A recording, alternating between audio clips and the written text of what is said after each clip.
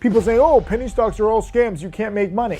Well, then why did my top student, Tim Grattani, turn $1,500 now into over $9 million? How is that possible? How have I documented from 12,000 now to over 5 million, trade by trade, with my average gain being under $2,000 per trade? How do you actually make $1,000? Well, if you're starting off with like 1,000 or 2,000, you're not gonna make 1,000 on a trade. I don't like going all in. I don't like using leverage. If you have, let's say, a $2,000 account, what I would do, first of all, So in this video, I'm gonna talk about how you can grow a small account trading penny stocks. I know the whole world hates them, but it's due to lack of strategy. Let me educate you. In order to make a lot of money in penny stocks or anything, you must be obsessed. You can't listen to generalities. You can't listen to TV. People say, oh, penny stocks are all scams, you can't make money. Well, then why did my top student, Tim Grattani, turn $1,500 now into over $9 million? How is that possible? How have I documented from 12,000 now to over 5 million, trade by trade, with my average gain being under $2,000 per trade? Tim Grattani's average trade is like $3,000 per trade. So it's not just like we're investing in Tesla and growing our money exponentially. Tesla has been a fantastic performer, at least as of the date of this video. It's pretty choppy.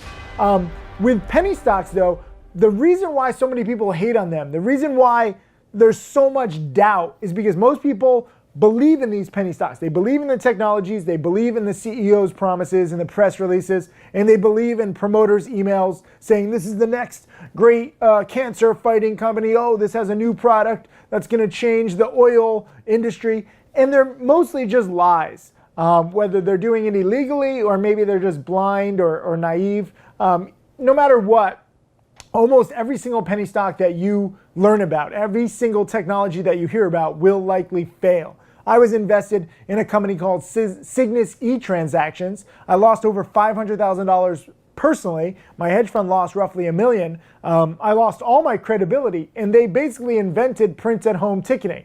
And I was right about the technology. I was right that print-at-home ticketing was gonna be huge, but they had a lot of debts, and they frankly went bankrupt before they could take off. And then the CEO, not my best friend's dad, who I basically invested, I was a little too emotional. My best friend's dad was the CEO initially. He got thrown out. The new CEO said, don't worry, Tim, everything's fine. And then he plunged the company into bankruptcy and bought it for himself, later selling it for roughly $50 million. So I was actually right about the technology. I was actually right about the company, but I still lost money because I wasn't right on the timing.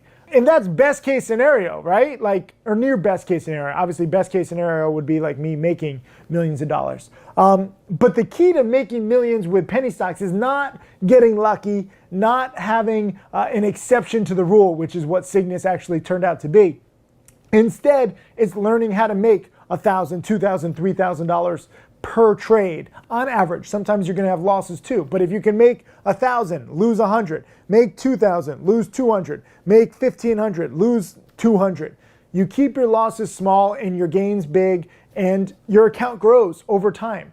All my top students and I, none of us win 100% of the time, or 90%, or even 80, or even 70%. We all win roughly 50, 60, 65. Some of us win 70% of the time, but that's in a hot market. If you can win 50 to 60% of the time, with your average gain being 1,000 or 2,000, and your average loss being 100 to 200, that's a good ratio to think about. So now, how do you actually make $1,000? Well, if you're starting off with like 1,000 or 2,000, you're not gonna make 1,000 on a trade. I don't like going all in. I don't like using leverage. If you have, let's say, a $2,000 account, what I would do, first of all, I would study a lot. So first of all, study, okay? Because you need to learn the past. This game has been going on for decades without you. You're playing a game of catch up. So you need to learn how these stocks move, what are the intricacies. Then, or maybe as you're studying, you can also trade with a small account. If you want to trade with like a 20 or 50 or $100,000 account and you think that is going to be easier because you're starting bigger, you're wrong. I would encourage you to start small, because even Tim Grattani, who's turned 1,500 now into over 9 million, he made nothing his first nearly year, his first 9 months, really nothing. So expect that. If the best penny stock trader in the world, arguably, makes nothing his first 9 months in a hot market, you probably won't make much either in your first 9 or 12 months. but that doesn't mean that they're all going to go to waste. A lot of people make fun of my students when they're first starting, like, oh, it's been 6 months, you're studying and you made nothing. Sometimes it takes a little time, and sometimes you need, a hot market. You need some plays. Not all 9 to 12 month time spans are created equal. But the cool thing is there's always another hot stock. There's always another hot sector. There's always something moving eventually. And when there's not anything moving, be grateful, because now that gives you extra time to study. So first, study, learn the patterns. A lot of the lessons are very subtle. There's a lot of nuances, but it's all like the same general patterns. This isn't rocket science.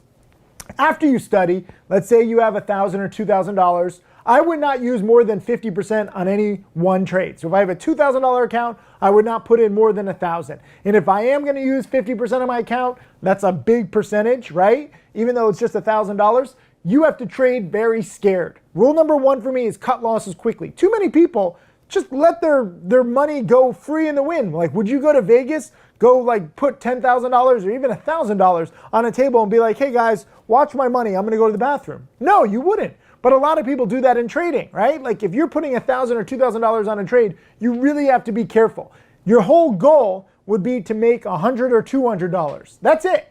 So if you put in $1,000, if you can find a pattern, whether it's a morning panic or a first green day on OTCs, if you put in $1,000 into one trade, your goal should be to make $100 or $200. On a morning dip buy, you might make $100 or $200 inside of an hour or two max. If you're holding first green day, you buy it basically at 3:30, 3:45 p.m. Eastern. You sell the next morning. You don't even use a day trade. But if you can try to make $100 or $200, and then if you're wrong, you cut your losses. And because your gains are so much smaller at first, you should not lose more than like 20 or 50 bucks. So you have to be very, very careful with your losses, because if you're starting with a small account, you don't have much to lose. Tim Grittani actually lost his first $1,500. He had to re-up. He blew up his first account before he had my rules. Rule number one, cut losses quickly. Also, trade scared. You don't just have to wait for a loss to happen, okay? Sometimes I take small gains. I make 50 bucks, I make 100 bucks, but the stock isn't breaking out the way I want. Maybe if I'm dip buying a morning panic, it's not bouncing the way I want. Guess what? It's okay. If you make bigger gains than losses and it adds up over time, your account can grow exponentially. Trade for trade for trade for trade. It's not going to happen overnight. So I want you to have patience and learn. Utilize the resources that I talked about. Dip buy morning panics, buy first green days on OTC former runners, ideally with news and catalysts.